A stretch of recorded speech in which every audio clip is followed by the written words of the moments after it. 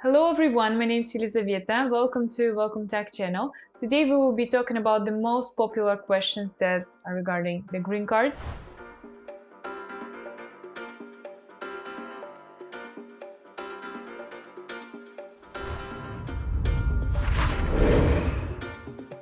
I think it's very important for everyone who is thinking of getting their green card in the future or are in the process of getting the green card. We will be talking in particular about the EB-1A and EB-2NW visas. These are green cards that do not require investment or the employer in the US, and many people use that to relocate.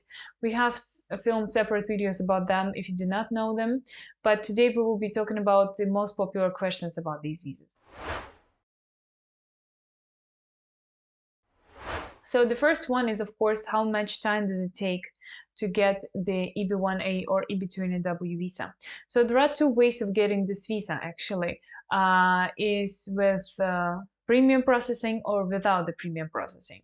Talking about the EB-1A, the premium processing will take about the whole process of getting the visa with the premium processing that costs about $2,500 will take about 9 to 10 to 11 months, like that. If we are talking about the process of getting the visa without the premium processing, without this $2,500, it will take up to a year and a half for you to get this visa. Yes, it's a long time for green cards. I mean, all the green cards are taking a lot of time with all these processings, with all these stages, but it's worth it. It's a green card. Talking about the EB-2NW, there is a premium processing, but surprisingly, it does not work.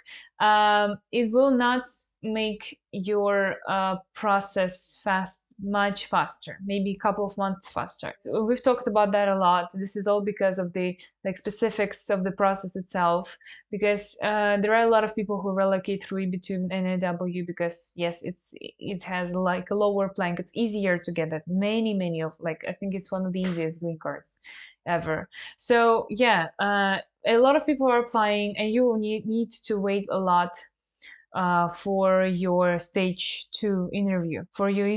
Of course, you can get this faster on stage 1 on like USS. You will still need to wait a long time on your interview. So generally, like EB-2NW takes about a year and a half to 2 years to get. The second question is always about RFE, request for additional evidence. So just generally, what is it? An RFE, what is it? And is it bad or good for my case that I got this? Usually RFE is, it's just as it is, request for additional evidence. So they require you apply more things to explain your statements from a different point of view, maybe to make some additional statements, to look at some additional maybe evidence, to look for additional evidence to prove your criteria. And usually RFE, it happens in like, I think 80% of cases. We had a lot of different RFEs. Usually they can approve, for example, 1 or 2 criteria out of 3, and just ask for additional evidence with the rest of criteria. Sometimes they can prove nothing, and you will need to just make additional statements on each criteria. Either way, we had successful cases, and we had a lot of successful cases, even if like none of criteria were approved by RFE. So the thing is that you need to be very attentive of what they want to hear, because they are writing to you what they want in this criteria.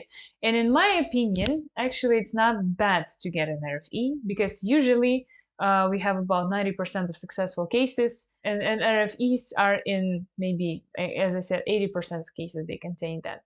The only like disadvantage of that is that it takes a long time to prepare the RFE, then to send it again, then for them to process that.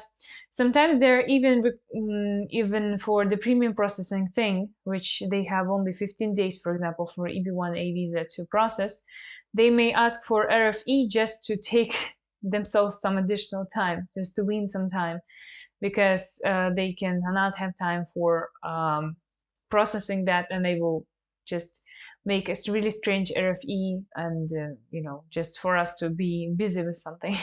It also happens, but it's not that bad to get an RFE. It's okay, but it's just will take a long time, some time to get another reply for them. We usually prepare RFE for maybe like 10 days. After that, applying the application process for them to get this package will take about a week, and then for them to give another feedback. If it's not a premium processing, it will take a long time. So yeah, it's okay.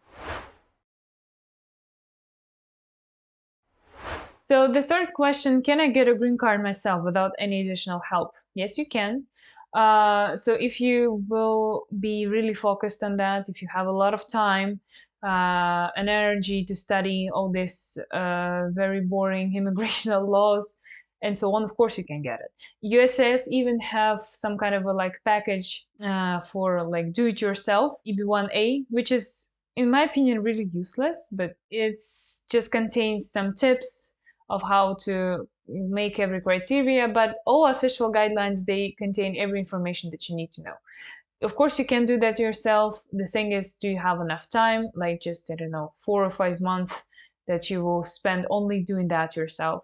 Do you have enough like energy if you get rejected, right? And in my opinion, like green cards rejections, they're very crucial for your immigrational history, especially if you will be trying to apply for some kind of tourist visas or other non-immigrational type of visas in the future. If you get your green card rejected, it will be very hard for you. That's why I don't think it's a good idea, or at least you need to have some consultations with the people who know what they're doing before you start preparing this documentation yourself, because you will need to, the most important thing is to know your chances, just to have a really, really good understanding of what are your chances, what the criteria you should go for, and so on and so forth. And the last question, can I leave the US if I have a green card? And like how much time can I spend outside the US to get a passport? Of course you can leave the US if you're having a green card. There's nothing wrong with that. You can spend a lot of time outside. The minimum for getting a green card that you need to spend in the US is 5 years, and you need to be present at least 30 months out of these 5 years in total, right? So if you do satisfy that criterion, it will you will get your passport. Other things, they do not affect this.